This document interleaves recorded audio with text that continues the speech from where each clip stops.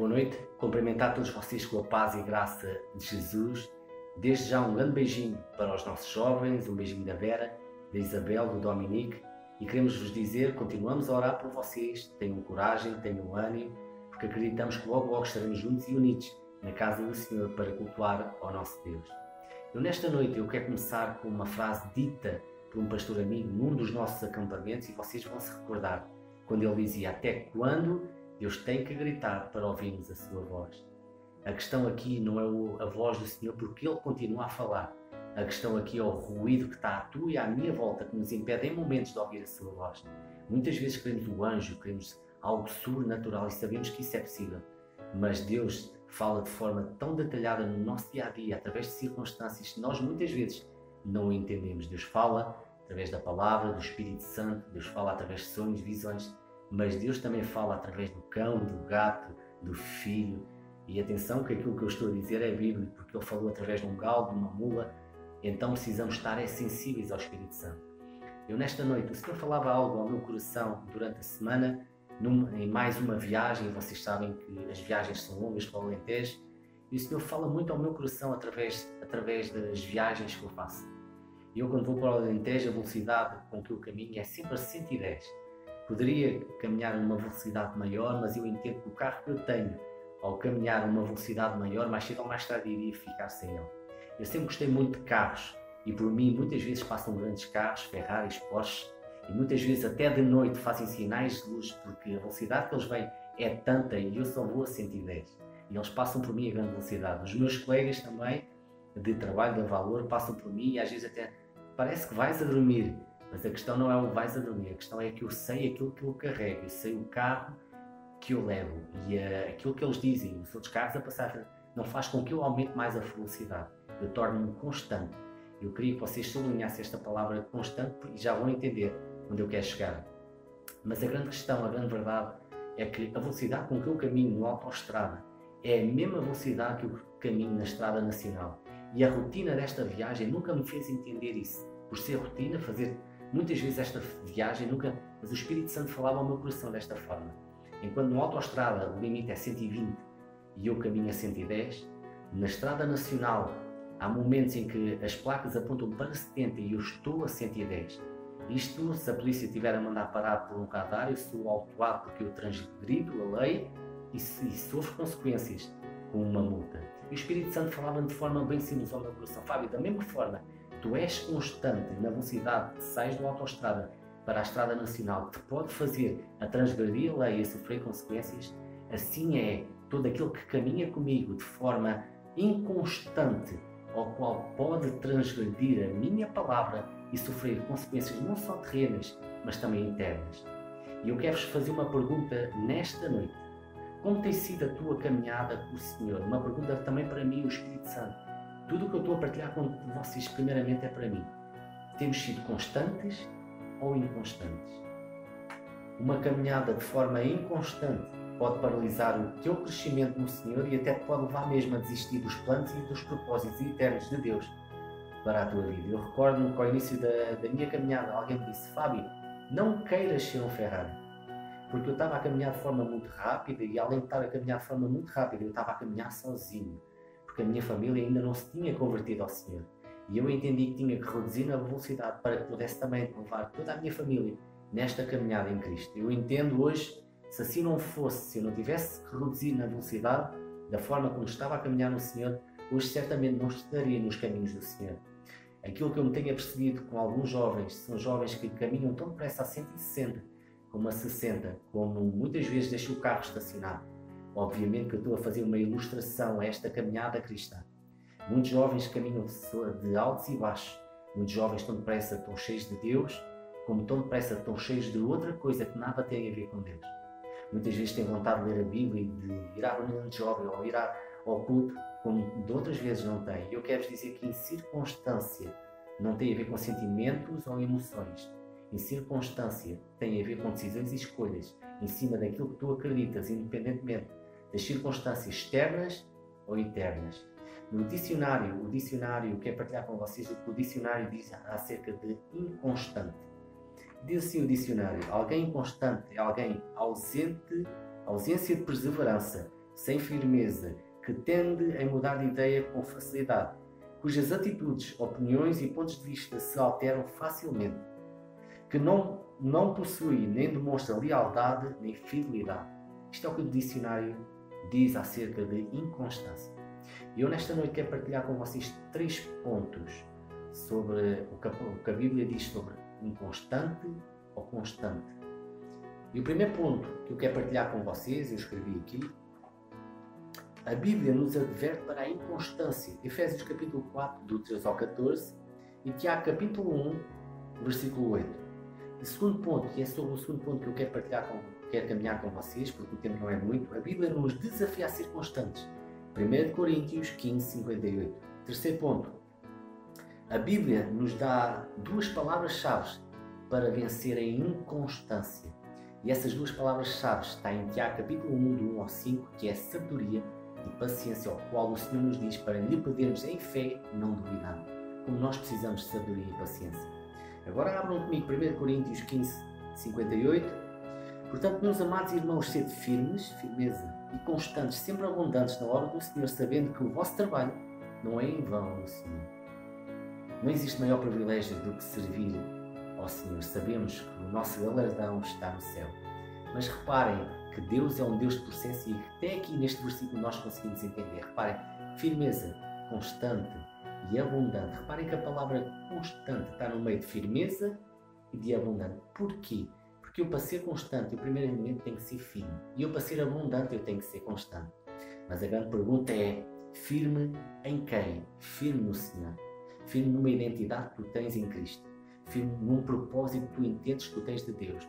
Mas o nosso e o meu e o teu verdadeiro desafio nem é entender qual é a tua identidade, nem entender qual é o propósito de Deus para a tua vida, mas é carregar um propósito eterno, porque esse propósito é maior que tu. Reparem que José, com 17 anos, ele tem um sonho e ele carrega todo aquele propósito. E foi fácil? Claro que não foi. Mas ele estava firmado em quem? No Senhor. Por isso, firma-te no Senhor. Constante. E para ser constante existe outra palavra que tem que ser aliada a esta. Sabem qual é? Compromisso. Eu quero-vos dizer uma coisa. Tens vontade todos os dias de ir para a escola? Tens vontade todos os dias de ir trabalhar? Certamente que não. Mas tens um compromisso com os teus professores, com o teu ano letivo e também com o teu patrão. Há momentos em que não tens vontade de ir à casa do Senhor. Mas quando vais, tu percebes verdadeiramente, e ainda bem que eu vi. A vontade não era muita, porque a nossa luta é esta, entre a nossa alma e o nosso espírito, as nossas emoções, os nossos sentimentos, onde a nossa alma é alimentada por 5 sentidos, que vemos, ouvimos, inalamos, tocamos e comemos, e a parte espiritual, que é aquilo que o Senhor nos diz a nosso respeito e aquilo que nós vivemos. E abundantes, sabem porquê? Porque quando tu és constante, tu não te limitas só a fazer aquilo que te pedem, tu limitas também a fazer mais do que aquilo que te pedem. Ainda dentro destes 3 pontos, eu quero colocar também e aproveitar um pouco a deixa da Maria sobre onde encontrar motivação. E vocês que são jovens precisam ser motivados. E também fidelidade. Estas 2 palavras que eu quero continuar a partilhar com vocês. Motivação. Onde encontrar motivação? Eu quero-vos fazer uma pergunta nesta noite. Onde encontrou motivação José quando foi vendido para o Egito? Onde estava a motivação de José? Ou então, onde estava a motivação de Davi, quando foi ungido com 17 anos e quando foi para lutar o gigante Golias? Onde estava a motivação de Daniel quando foi para a Babilónia? Obviamente que a resposta é óbvia. A motivação deles estava em Deus e num propósito que eles sabiam que tinham com Deus. E onde está a tua motivação? Obviamente poderão me dizer, Fábio, mas os tempos mudaram. Pois é, mas o Deus continua a ser o mesmo. Fábio, mas aquilo que nós temos hoje, ou aquilo que nos é oferecido hoje a nível de tecnologia, nada tem a ver com... Pois é, mas vocês também têm algo que eles não tinham. Sabem o quê? Carregam algo dentro de vocês que é maior que vocês, que é o Espírito Santo de Deus, que é a presença de Deus. Por isso, não se lamentem. Busquem. E sabem o que é que eu acho interessante? E muitas vezes, e eu falando com vocês, é que muitas vezes quando se fala em retiro, vocês encontram uma grande motivação nos retiros, ou muitas vezes, mesmo nas reuniões, quando estamos em... E porquê é que a motivação é muita nos retiros? Para já porque conhecem pessoas novas, obviamente, mas porque vocês tornam-se disciplinados no Senhor. Vocês acordam de manhã, leem a palavra, vocês louvam-os, pregação, ou seja, tudo está em sintonia com a palavra do Senhor. E saem de lá dizendo, uau, vivemos coisas que há muito tempo não vivíamos, a presença do Senhor foi constante. Pois é, mas tu precisas ser autodisciplinado, porque a presença do Senhor também pode estar no teu quarto, quando tu entendes discernir a presença do Senhor, quando dás o teu tempo, todo o teu coração ao Senhor, e aquilo que vives nos retiros, aquilo que vives na reunião de jovens, aquilo que vives quando vais ao culto, tu podes viver no teu quarto, na intimidade com o Senhor, porque o Espírito Santo habita em ti. Terceiro ponto, fidelidade. E sabem, quando eu penso na palavra fidelidade, eu lembro-me de um objeto que anda sempre comigo. Eu nunca tiro esse objeto, me meto na mesa cabeceira, toma bem comigo esse objeto. Esse objeto, até mesmo a trabalhar, esse objeto está sempre comigo. E sabem qual é esse objeto? É esta aliança. Esta aliança me faz lembrar de fidelidade, e muitas vezes utilizamos a palavra fidelidade para outros contextos no Evangelho, principalmente para ofertas, mas fidelidade, esta aliança me faz lembrar no dia em que eu subi ao altar e eu disse, na saúde e na doença, na alegria e na tristeza, até que a morte nos pare. O que eu estava a querer dizer era, independentemente das circunstâncias externas ou internas, eu tenho um compromisso contigo, Vera. Mas sabem o que é interessante? É que a palavra do Senhor compara o relacionamento do homem com a mulher a um relacionamento da noiva com o noivo. E sabem, esta aliança precisa de ir à orivesaria para o orives dar a brilho, voltar a colocá-la no sítio. Sabem porquê? Porque ela está desgastada. Ela já não tem brilho, ela está machucada, ela está danificada, mas ainda assim continua colocada no dedo e não deixa de ser a aliança. Vocês perguntarem ao Fábio, o que é que estás a querer dizer? O que eu estou a querer dizer é que a aliança com Deus não é a ausência de problemas, não é a ausência de, em momentos que tenhas que chorar, não é a ausência em que te sintas só, muitas vezes, não é a ausência de te sentires muitas vezes abandonado por Deus, não é a ausência de muitas vezes chorares e pensares que Deus te abandonou, não é a ausência disso. Ter aliança é olhar para Deus e dizer, Senhor, independentemente daquilo que eu estou a viver, daquilo que o meu coração está a viver, eu tenho uma aliança contigo, eu tenho um compromisso contigo. Eu gostava que lesse o Salmo 4 para entenderes a angústia de Davi, quando na presença do Senhor, ao ponto de ele dizer, minha alma, mas eu tenho uma aliança contigo. Independentemente daquilo que estás a viver, tu tens uma aliança com Deus, porque é esta aliança com Deus que te vai ajudar a vencer muitas guerras. Reparem, Davi venceu Golias porque ele disse, quem é este incircunciso? Ou seja, incircuncisão e circuncisão tem a ver com aliança. E se tu tens aliança com Deus, Deus vai vencer por ti. Fica quieto. Existem momentos em que precisamos discernir para o agir de Deus ou sermos nós a agir. Eu quero finalizar com o Egito, com a inconstância do povo do Egito. Eu quero finalizar desta forma aos vossos corações. E antes de falar da inconstância do povo de Deus, que encontramos lá em Êxodo 32, falar de uma aliança que Deus quis estabelecer com o povo e o povo não aceitou. Está lá em Êxodo 19, versículo 5 e 6, rapidamente. Palavras de Deus para Moisés para dizer ao povo, agora, pois, se diligentemente ouvires a minha voz e guardares o meu concerto, então sereis a minha propriedade peculiar de entre todos os povos, porque toda a terra é minha. E vós me sereis um reino sacerdotal, e vocês já vão entender a parte final, vou finalizar com o sacerdócio, o reino sacerdotal e o povo santo. Estas são as palavras que falarás aos filhos de Israel. Reparem, a intenção de Deus nunca foi estabelecer regras. A intenção de Deus sempre foi estabelecer um relacionamento com o povo. E o povo não quis, então ele estabeleceu as regras, os 10 mandamentos. Reparem, é muito interessante, porque todo aquele que ouve a voz do Senhor tem prazer na sua lei. Mas quem não ouve tem muita dificuldade em cumprir a lei. Reparem que esse 20, o povo vai dizer para Moisés, Moisés, fala tu para que não morramos. E é exatamente isso que acontece. Quando Deus fala, alguma coisa vai morrer em nós, ou morremos por completo quando Deus fala ao nosso coração.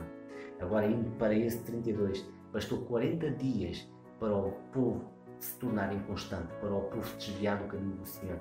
Moisés está 40 dias no Monte Sinai e o povo diz logo para Arão, Arão faz-nos outros deuses. É interessante que o povo nunca pediu um bezerro. O povo disse, faz-nos outros deuses. O bezerro simplesmente era o Deus de Arão. Mas o mais interessante ainda é entendermos que Arão vai dizer: amanhã vamos cultuar ao Senhor. Ele não disse: amanhã vamos cultuar ao bezerro. Amanhã vamos cultuar ao Senhor. Porque aquele bezerro apenas estava a ser um estímulo em Moisés. Porque o povo não adorava ao Deus do homem. O povo adorava o homem de Deus. E vocês acham que é diferente dos dias de hoje? O povo adora o profeta. O povo adora os homens utilizados por Deus e glória a Deus. O povo não ama a Deus. Muito do povo não ama o Deus do homem. Ama sim o homem de Deus.